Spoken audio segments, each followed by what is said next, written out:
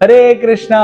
तो पुनः आप सभी का बहुत बहुत स्वागत है हमारे भक्तावली सीरीज में, जहाँ पे हम लोग एक त्योहार से पहले भगवान को अलग अलग भक्तों का श्रवण और स्मरण कर रहे हैं, जिससे हमारे अंदर भी वो भक्ति भाव जागृत हो सके। और आज ऐसे ही एक भक्त का हम लोग उनके चरित्र का श्रवण करने वाले हैं, जिनका नाम है गोपाल भट्ट गोस्वामी। जब चैतन्य महाप्रभु ने 24 वर्ष की आयु में संन्यास लिया, तो संन्यास लेकर चैतन्य महाप्रभु जगन्नाथपुरी आए और उसके बाद 2 साल तक उन्होंने दक्षिण भारत का पूरी परिक्रमा करी, यानी टूर लगाया। और उस परिक्रमा में चैतन्य महाप्रभु पहुंचे श्रीरंगम, जहाँ रंगनाथ जी विराजमान है। रंगनाथ जी मतलब सोते हुए भगवान, है ना, जहाँ पे वो विराजमान है। और जब वो श्रीरंगम पहुंचे तो वहां पे उनकी भेंट हुई एक वैष्णव से, श्री वैष्णव से, जिनका नाम था वेंकट भट्ट। और उनके बाकी 2 भाई भी थे, जिनका नाम था प्रबोधानंद सरस्वती और तिरुमला भट्ट। तो जो वेंकट भट्ट थे, इन्होंने चैतन्य महाप्रभु को देखा और वो समझ गए कि चैतन्य महाप्रभु कोई मामूली इंसान नहीं है, ये बहुत ही विशेष हैं।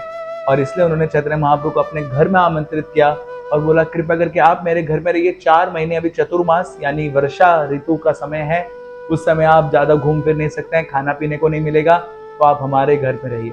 और उन्हीं वेंकट भट्ट के पुत्र थे श्रीला गोपाल भट्ट गोस्वामी।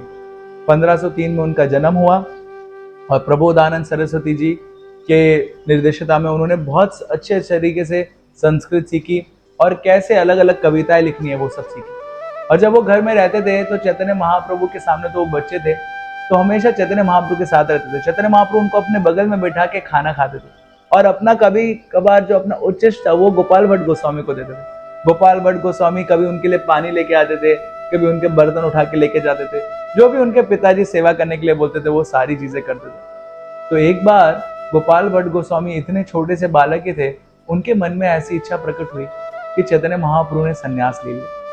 परंतु संन्यास से पहले चैतन्य महाप्रभु कितने सुंदर दिखते होंगे, तो मेरे अंदर बहुत इच्छा है कि मैं चैतन्य महाप्रभु का संन्यास से पहले का रूप देख सकूं। ऐसा जब वो सोच ही रहे थे, विचार ही कर रहे थे, तो उस समय उनको स्वप्न में चैतन्य महाप्रभु का सही में उन्होंने देखा कि नवद्वीप में चैतन्य महाप्रभु वही निमाई पंडित के रूप में, है ना, और अपने पार्षदों के साथ हरिनाम संकीर्तन करते हुए जा रहे। तो वो सुंदर दृश्य देख के उन्होंने वो चैतन्य महाप्रभु का देख के एकदम भाव विभोर हो गए। बाद में जब वो उठे चैतन्य महाप्रभु के पास गए तो चैतन्य महाप्रभु ने वापस उनको वो दृश्य दिया और वो देखकर उनको पता चल गया कि चैतन्य महाप्रभु ही कृष्ण हैं।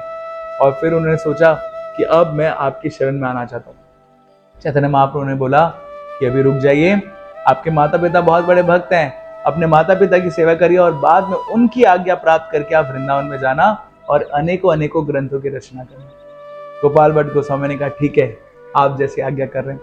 फिर चैतन्य महाप्रभु चले गए, गोपाल भट्ट गोस्वामी अपने माता पिता की सेवा करने लगे और फिर कुछ समय बाद उन्होंने अपने माता पिता से आज्ञा प्राप्त कर वो चले गए वृंदावन में और चैतन्य महाप्रभु की आज्ञा अनुसार वहां पे रूप और सनातन से जाके मिले और अनेकों अनेकों ग्रंथों का जो रचना थी वो प्रारंभ करी। तो ऐसा बताते जब चैतन्य महाप्रभु एक बार टोटा गोपीनाथ में थे, जगन्नाथपुरी में। टोटा मतलब गार्डन, गोपीनाथ मतलब भगवान।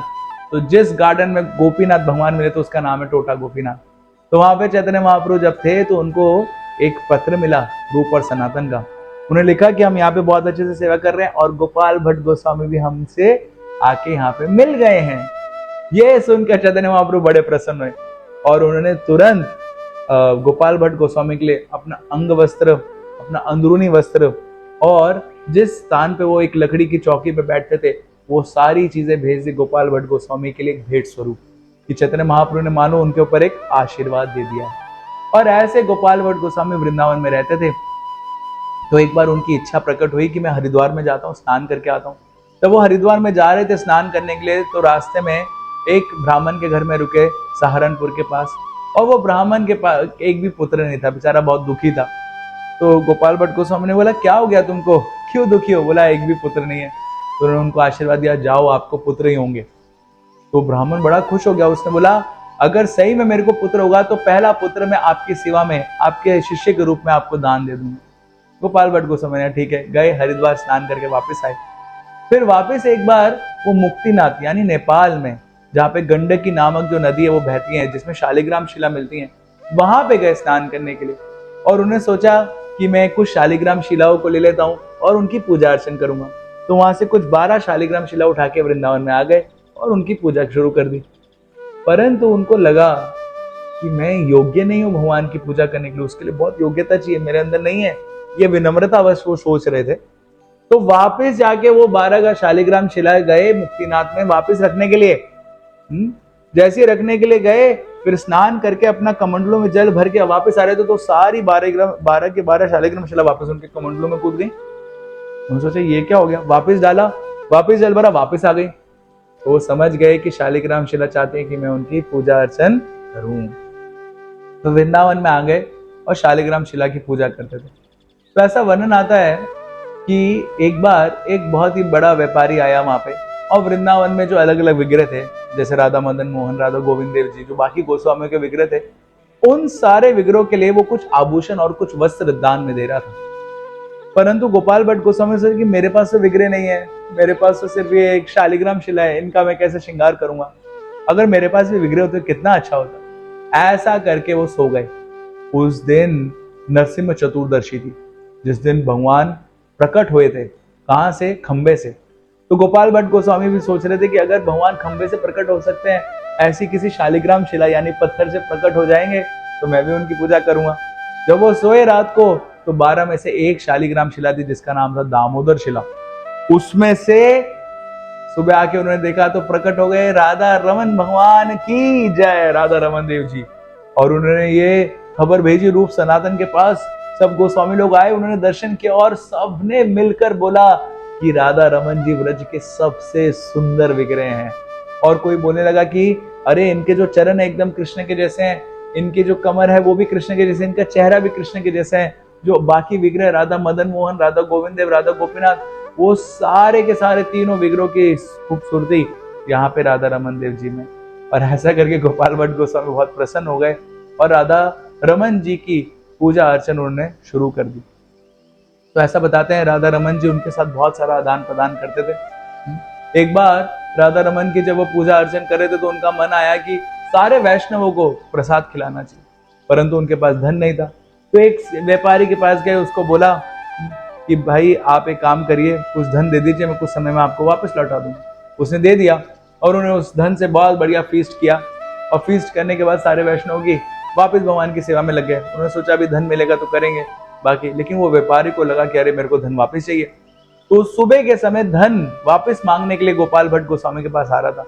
उस समय राधा रमन भगवान को लगा कि अरे ये व्यापारी अभी आएगा सुबह सुबह और गोपाल भट्ट गोस्वामी को डिस्टर्ब कर देगा, लेकिन ये मेरी सेवा कर रहा है और मैं चाहता हूं कि मेरी सेवा करते रहे। तो राधा रमन जी खुद गोपाल भट्ट गोस्वामी बनकर चले गए उस व्यापारी के पास और सारा जितना भी पैसा लिया था वो सब लौटा दिया। व्यापारी बड़ा खुश हो गया और यहाँ पे गोपाल भट्ट गोस्वामी सेवा करने लगे।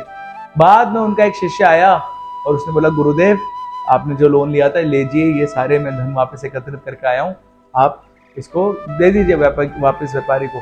तो गोपाल भट्ट गोस्वामी वापस गए व्यापारी के पास और बोला लीजिए धन। उसने बोला कौन सा धन? बोले आपसे जो लिया था। बोले वो तो आपने कब का लौटा दिया है। बोला किसने लौटाया? बोला आप ही ने लौटाया। तो गोपाल भट्ट गोस्वामी समझ गए कि वो धन किसने लौटाया है? राधा रमन जी ने। जी हाँ, राधा रमन जी बहुत विशेष विग्रह हैं। तो एक बार जब हमारे ये गोपाल भट्ट गोस्वामी वापस आए अपने मंदिर में, तो उन्होंने देखा कि एक बालक वहां बैठा हुआ है। तो उन्होंने बोला भाई आप कौन हो? बोला मैं आपका शिष्य बनने आया हूँ। बोला आप मेरा शिष्य बनने आया हूँ, कौन हो आप? तो बोला वो सहारनपुर का जो ब्राह्मण था, याद है आपको, उसको आपने आशीर्वाद दिया था, उसको पुत्रों का मैं उसी का पुत्र हूँ और आपकी सेवा आपकी शरण में आया हूँ। तो उसको उन्होंने फिर दीक्षा दिया, उसका नाम रखा गोपीनाथ पुजारी और उसको बोला कि अभी तुम राधा रमन जी की सेवा करो। इस प्रकार से जो गोपाल भट्ट गोस्वामी थे वो बहुत विशेष हैं। और राधा रमन जी विग्रह भी जो वृंदावन के हैं, ऐसा वर्णन आता है कि जब औरंगजेब ने आक्रमण किया था वृंदावन में, तो बाकी विग्रहों को बाहर जाना पड़ा, परंतु एक ही विग्रह को वहां पे पुजारी ने छुपा के रख लिया था, वो थे हमारे राधा रमन जी। इतने सुंदर विग्रह हैं बहुत ही। और वो राधा रमन मंदिर के जो भी पूजा अर्चन की विधि है, श्रील प्रभुपाद जी ने उसी विधि को पालन करने के लिए इस्कॉन में बोला और वहीं से सीख के इस्कॉन में भी बहुत सारे भक्त लोग इतना सुंदर तरीके से पूजा अर्चन कर रहे हैं। आखिरी में कृष्णदास कविराज गोस्वामी जब चैतन्य चरितामृत का निर्माण करने वाले थे, तो सारे वैष्णवों का जाके आशीर्वाद ले रहे थे, उनसे पूछ रहे थे कि आप लोग बताइए कि आपको क्या क्या लीलाएं पता है चैतन्य महाप्रभु की। तो गोपाल भट्ट गोस्वामी ने कहा कि मैं आपको सारी लीलाएं बताऊंगा और खूब आशीर्वाद दूंगा, परंतु एक शर्त पे, मेरा नाम इस ग्रंथ में नहीं आना चाहिए। यह विनम्रता थी उनकी। सोचिए, चैतन्य महाप्रभु के साथ रहे, इतना उन्होंने लीला ली, उनके साथ बैठ के खाए पिए, लेकिन फिर भी बोला कि मेरा नाम यहाँ पे नहीं आना चाहिए। और फिर ऐसे ही उनके एक और शिष्य बने जिनका नाम था श्रीनिवास आचार्य, जिन्होंने खूब प्रचार किया वांग विष्णुपुर में। उनकी बहुत विशेष लीला आती है। और फिर अंत में 1578 में गोपाल भट्ट गोस्वामी ये धराधाम छोड़ के चले गए। तो हम भी गोपाल भट्ट गोस्वामी से शिक्षा ले सकते हैं कि कैसा हमारा विश्वास होना चाहिए भगवान के ऊपर, भगवान की सेवा के ऊपर, और फिर निश्चित रूप से भगवान भी हमारे साथ आदान प्रदान कर सकते हैं। बहुत बहुत धन्यवाद। हरे कृष्ण।